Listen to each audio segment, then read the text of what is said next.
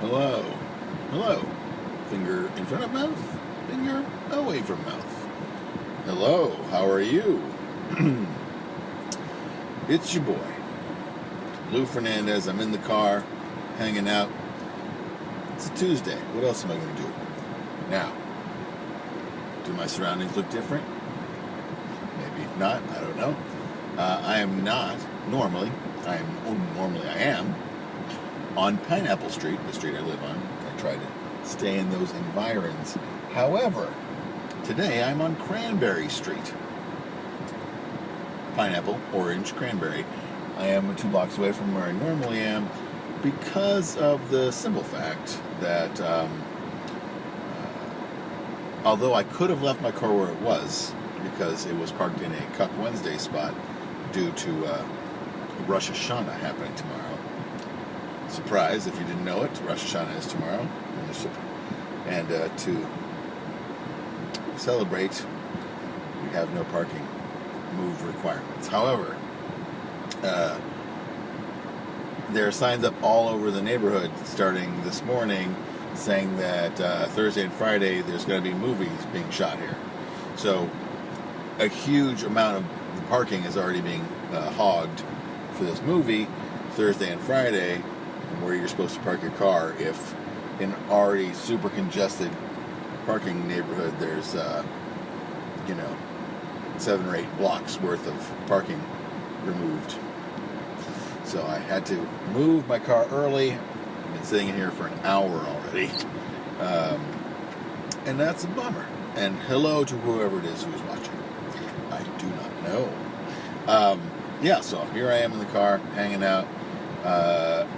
The movie, they usually have obscure titles or, sub-nicknames for the movie, so I don't know what's being shot here. TV shows, they usually are up front. It's like they shoot a lot of The Last OG with Tracy Morgan in the neighborhood. Sometimes, hey, Kong, hi, nice to see you. They shoot a lot of, they shot a lot of The Americans in this neighborhood. This neighborhood has a classic old school look, could be anywhere. A lot of brownstone, Brooklyn. But now this is something called TMAB, I believe. That could be, it's an acronym of some variety for some movie that's being shot here in the hood. Do not know what. Anyway, so here I am in the car, forced into an early exile while my children sit at home, probably not doing their homework. I doubt they're doing homework. So that is a bummer, but par for the course. Normally I'd be here anyway on a Tuesday, but just I had to be further away because on my block it's going to be movie trucks and whatnot on that day. Hopefully it's some sort of period piece, because that's always at least entertaining when you walk down the street and suddenly there's all kinds of old cars from whatever period they're doing it in. Bridge of Spies was shot on my block, so they had a whole, rain rig, and Spielberg was on the block, and they had all kinds of Studebakers and all kinds of old cars out there. And then they shot some weird hostage movie on my block a while back, and there was a ton of guys in SWAT gear, just fucking around in front of my building. They shot a scene from Burn After Reading across the street from Cadman Plaza, which is 1 block over. It was weird because it was supposed to be in DC. It was just a reverse shot of this scene that takes place in DC. They had to shoot it here, and they also shot some weird street scenes here. But yeah, it's in this neighborhood. I don't know if there was a moratorium on making movies here for a while, because it used to be awful, non-stop movies being shot here, and then I think there was a complaint, and the city stopped shooting movies here or limited the amount of movies, and then this year it's been non-stop. Movies, TV. So, if you like that kind of disruption in your life, come on down. Hey Chuck, how you doing? It's Chuck's question is, as a film guy, is it fun or annoying? It's annoying because it disrupts my life, and it's not something I'm working on. If it was something I was allowed to work on, I'd be like, hey, did you hear? This movie is happening here. You know, for the most part, you see the production trucks and you have no idea who's in them. You know, the only people who are visible and accessible, and they don't want to talk to you, are the the guys in the grip trucks, lighting trucks. They're just sort of, those guys are sitting there just making sure no one steals their shit. You got your craft service. The actual filming is usually happening in an apartment building somewhere upstairs, or somewhere not visible, so that people can bother you or bother them. They don't want to deal with you. They want to make their movie and get out. So it's a little less than exciting to have these film productions here in our neighborhood. Sure, it's nice to see when you're like, hey, that's that scene from my block. Spielberg was right outside our window. But, oh, someone's trying to, are you really trying to turn the wrong way down the street? Oh my God. This has been a weird day, man. I went to go visit my friend in Williamsburg. I rode a city bike, and I took a chance. It said 50% chance of rain. I got halfway there. The 50% chance came true. I got rained on, but I found a construction site to hang out in. And then on the way back, I took an Uber, because it was just pouring rain. And my Uber driver was not paying attention at all. I don't know what he was doing. Hey, Rick, what's happening? My Uber driver was not paying attention, and all of a sudden I was like, hey, you need to be over, or we're going to get on the Brooklyn Bridge. And he was just like, He moved one lane over, but he needed to move two. And then he actually started to get on the Brooklyn Bridge, and I was like, what the fuck are you doing? We're going to end up in Manhattan. You're supposed to be taking me home. I would have been severely late for picking up my son. And luckily, after some berating, I was able to get him to go around the block, get back to where we were going in the right way. Made it just in the nick of time. But it's just been a really weird day. Just I'm at the end of a block, and this guy just started to turn the wrong way down this one-way street. Inexplicably. The signs are fairly clear if you are familiar with street signs. What else has been going on in my life? I don't know if I have explained to everyone that I've been having a roach explosion in my apartment. And it's not just me, it's been a building problem. But it looks like they're finally under control. But it was like literally,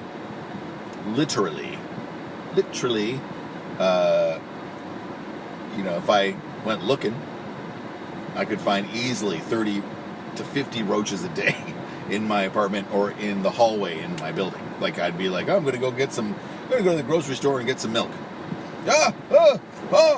Like, it's the hallways covered in roaches. If we have like a trash chute, open the trash chute, when the trash chute has a really strong, heavy door, it would slam shut and roaches would come flying off the top of it onto the floor like a rain of roaches. It was a fucking nightmare. But I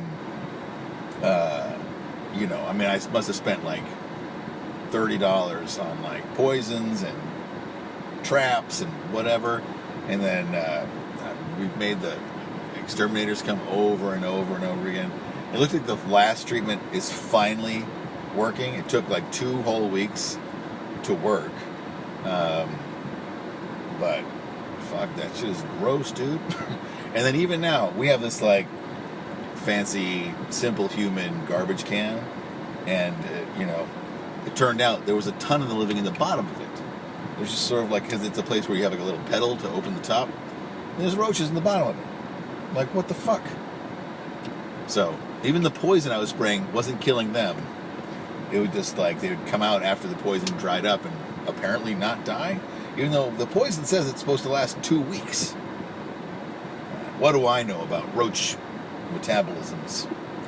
Not a lot. But, we did see them, which is supposedly an indicator that they're not doing great because they try to avoid you in general. But, man, I have seen enough roaches in my life. I mean, like, the number of roaches that, like, you can sweep them into a pile of dead roaches. Now, the reason this happened is not because I am a filthy person. Filth-wise.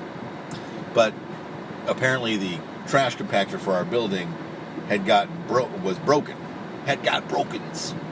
Was broken, and so the trash was just sitting there instead of getting compacted and put into the trash bags that it's supposed to.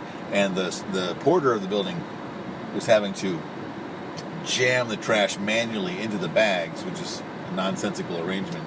But when he would do it, he would say he was finding, like, just massive amounts of roaches pouring out of the trash compactor. And then they replaced the trash compactor because it was broken. And they left it out in the hallway because or in the courtyard, because the guys who were taking it away were like, we don't want to put that in our car because it's got so many roaches in it. So, hopefully with the trash compactor replaced and the endless spraying of poison into my home, we should be doing okay. Now, if this doesn't work and we're still dealing with the plague of roaches, I may have to look into this other illegal in New York roach control with a weird birth control that makes them have birth defects. But it's like illegal in New York. So I'll consider it after. I mean, we've been having 6 months of this. It's beyond the pale, if you ask me. But yeah, no, thank you. I mean, do you want roaches in your house? Now, we used to have silverfish. A lot of silverfish. And at one point, I got this deciduous earth. I think that's what it was. Diatomaceous earth that, like, gets into their the corners or, like, the cracks in their shell, and it breaks them so that they dry out. And they are harmless as far as, like, they don't bite, they don't do, except that they eat clothes. So we were having issues with our rugs being chewed on and whatnot. And then someone was telling me that silverfish are predators of roaches, which it makes no sense. Silverfish seem like they're made of dust anyway, like if you crush one. You've heard that there are good roach poisons in Chinatown. I don't know who I would go to ask for a roach poison in Chinatown. But also illegal. Yes. Perhaps radioactive or atomic, as they say. Anyway. Centipedes are also supposedly roach killers. But this is not something I can confirm. I've been meaning to call my friend Ricky Rodriguez, the urban entomologist, to find out what he knows. But I have not done it for some reason.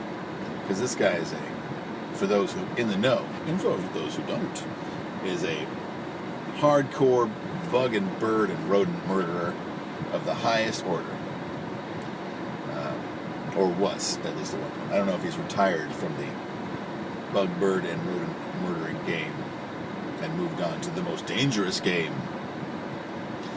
I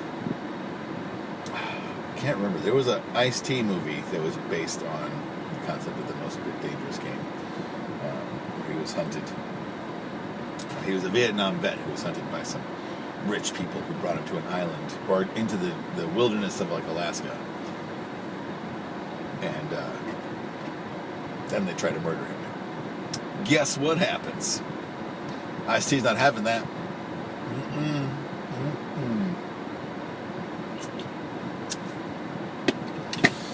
What was I going to say about that? Not about Ice-T. I had something else to say. So other than that, not a whole lot going on. Starting to hopefully get some good feedback on my resumes I've been sending out. Because being unemployed is a bummer. look at that guy and his fancy folding bicycle. Brompton. I've never wanted a folding bicycle. I know some people do. I suppose it would be convenient in a small apartment. And I don't keep my bicycle in my apartment.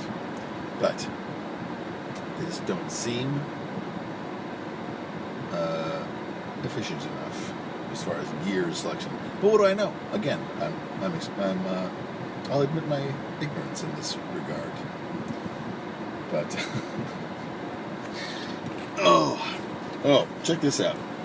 So I have this Lenovo Yoga that I bought to replace my MacBook Pro work laptop that I had, and this is a nice little computer. See, it's pretty nice. Now the reason I bought this is I hate the latest MacBook Pro. Anyone who pays attention to me knows that. Okay, it's a fucking piece of shit. I mean, it works great as long as you don't have that stupid touch bar at the top, which is like the fucking worst. Anyway, so I got this because I was like, you know what? I want to try a PC laptop, see how it works. See whether I can do stuff I like on it and whatnot. For the most part, it works fine for what you need. Your web surfing, your word processing, which are the two main things that people do. Now, but one thing this laptop does, and I have a hard time with this, is it's got a touch screen so that you can do all the touch screen stuff on it. Sometimes instead of using a mouse, I'll just swipe on an Instagram picture to the next picture, or I can sign things with my finger or whatever. However, it you can fold it backwards and close it like this so that you can draw on it.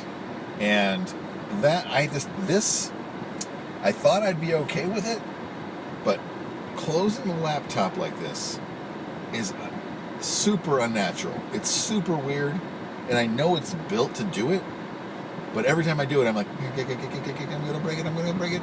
And then, wait, where's my pen? Where'd the pen go? Oh, there it is. Let me see if I can find the drawing program I had open before. Nope, that ain't it.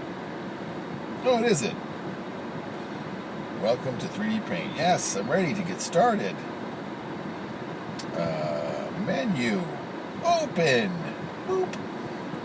This thing. So I was in the car earlier. You probably won't be able to see this.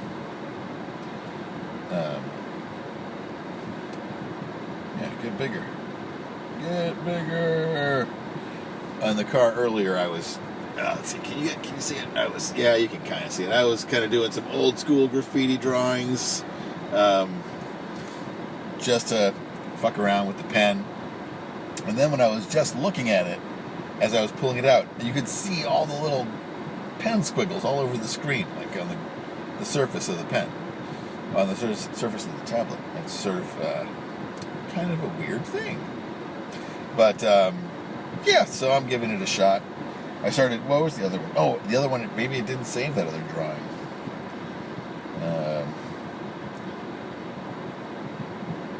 Don't save it. I didn't make any changes to that drawing, so shut the fuck up.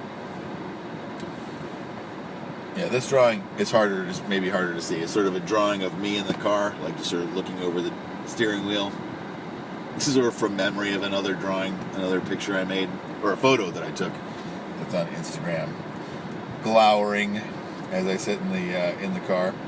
Whew, oh, give me a break. Why would the default color be purple? Really? Purple? That is a thing I disagree with. But, something to kill the time in the car. I still forgot to change it back from purple. Put it back to gray. That's what I say. Yeah, this time I'm not making any super fantastic drawings here. Just a doodling. But then, as a doodler, you forget that other people in life don't doodle. So when they see that you can make a halfway competent doodle of a thing, they're just like, oh shit, you can really fucking draw. And you're like, no, this is a shitty doodle. I'm like, well, I can't do that. Well, you ought to doodle more. That's what I say. Because there ain't nothing wrong with a nice day of doodling. Doodle. Yeah. Nothing wrong with doodling. You know, whether it's a dumb drawing of yourself sitting in a car, or, you know, a drawing of the man you are convinced killed your wife. Never hurts to doodle. Now, this program is free. It's called 3D Paint on the Windows side. I've narrowly explored it, what it can do. But so far so good for doodling, at least. What if I do that? Oh, look at that. Turn the steering wheel gray.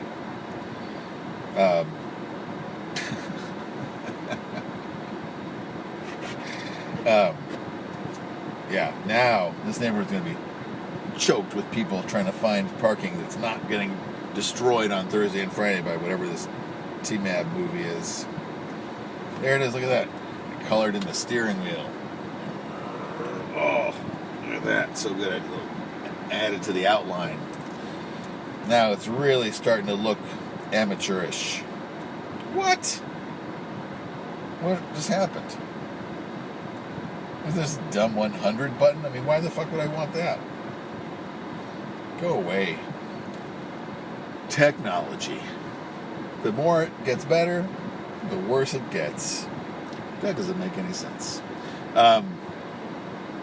Anyhow, I hope everyone is out there watching Toast of London on Netflix. It's a show I still enjoy. Oh, that's what I was going to say. I forgot. You can't see this shirt. Now, I know Chuck and you discussed reversing the video. Since the one time I did it, I have not been able to find that setting on this Facebook Live thing again. I don't know if they took it away or it's hidden in some sort of area of the live window that I can't find, but I cannot find it. Anyway, regardless. So I wore this shirt. This is a shirt I bought a while back that says Tremendo Cabrón, right? And it's a shirt with a picture of Donald Trump on it. No, like, I have not been wearing this shirt. I bought this shirt in mid-August, and I have only worn it at home for my own amusement, and I have not worn it in public because I didn't want to deal with the ramifications of wearing an insulting shirt about our current president. You know, even though we're in New York City, which is fairly hostile to the guy in the Oval Office right now, you know, I didn't want to wear this shirt in public because I was concerned about being approached or accosted in the street. But so I wore it today because I was going to meet my friend Guy for a lunch in Williamsburg, and I thought it'd be funny to wear it. And like within 5 minutes on the street, some college guy was like, "Hey man, love that shirt." And I was like, "Okay, great, that's a positive thing." Then went all the way to Williamsburg at this like very nice little coffee place, and no one said anything to me about it, but people were looking at the shirt the entire time we were there, and all of them were like at least smiling. And then on the way here, I was getting like a Red Bull because I was passing out, and like someone like stopped in the street and just laughed, and then but then when I was on the way back from the deli where I was getting this Red Bull, delicious sour Red Bull. There's a guy, you know, New York has these Link NYC kiosks, which are basically, can I do the reverse anymore? They've taken away the ability to reverse the fucking, oh no, there it is. On the Apple camera, you can't. You can see, oh, maybe you can't. See, there's that link, that box there that's standing up that this man is passing in front of. That is a Link NYC free Wi-Fi for free phone charging kiosk. And so they used to have the ability to surf the web on them, but they took that ability away because homeless people were watching pornography on it all day. They would never leave. So, anyway, there was a guy standing at it. I think he was making phone calls from it. I don't even know. And I came out of the deli with my Red Bull, and he was just like, as I walked by, he was like, "Ugh, Trump." And I laughed. And then he said, "You like him?" And I said, "Nope." And he said, "Well, you got his shirt on, you got his face on your shirt." And I said, "Maybe you should learn to read Spanish." And he was like, "What?" He was very unhappy with that suggestion. But, you know, it seems like most everybody else gets the point of the shirt. Tremendo cabrón. Which is, funny to me. Hey, Psycho Vandal, nice of you to join. Frank, hello to you as well. Yeah, but it's just funny, like, when you wear a shirt like this, I don't know, maybe some people just put a shirt like this one on and are just like, I don't give a fuck. People can say what they want to say. But I'm always like, I enjoy that people are enjoying this shirt, but I just really don't want to have anybody talk to me about it. Like, of course, I had the famous Negative Land, Christianity is Stupid shirt for a long time. And boy, oh boy, that was either, like, the only people who were positive about it were, like, gutter punks, or other people I really didn't want to talk to, who were usually begging for change. Be like, "Hey, can I have some money? I like your shirt." Like, okay, I get it. It's part of your scam to try to get money from me. Or other just sort of like super socially transgressive people. Or it'd be people who were really offended and wanted to talk to me about it. And I'd be like, do not want to just have a discussion with you about my shirt. And then I've had other shirts over the years where I've been like, of course, there's shirts I can't wear. People used to really like to give me offensive shirts as gifts. And regrettably, I mean, I know this shirt was terrible.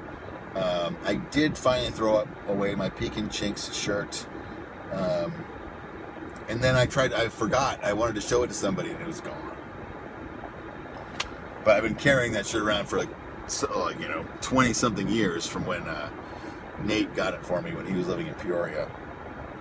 And it was just sort of like, I can't hold on to this thing anymore. I mean, the last time I wore it, I mean, it was tight then. I mean, now it would be ridiculous. But the last time I wore the Pekin Chink shirt, I was working in Soho, and I wore it to work as a joke for the people I work with. And then I completely forgot I was wearing it, and I went to lunch in Chinatown. Which is like, what an exciting choice I made that day. Luckily, no one assaulted me, just for the offense of using the chop suey font in general. Anyway, that's going to do it for me here in the car today. Thanks for tuning in. Thanks for chatting with me, Chuck. And, oh yeah, please leave me alone, business cards. That is a funny remembrance. When I worked at Kinko's, a guy came in and had me make a huge batch of business cards that were, like, extremely insulting. It's like, this guy, he was European, and his business cards, he had business cards that said, "Please leave me alone." Business cards that said, "Your story of victory on the golf course is most entertaining. Please continue." Like there were all these like super hardcore disses in business card form, which means like, but to have this card made and then to have the opportunity to give it to somebody and mean it is just fucking hilarious. Anyway, I gotta go back to the apartment, put my weird folding computer back. Oh, that seems wrong, right? It's wrong. I'm just not crazy about that. I'm constantly convinced it's just going to turn into two separate halves out of nowhere, and then I'll just be weeping because it was not cheap. Anyway, we'll see you later, everybody. Peace out from your boy Lou. Huh, what's up?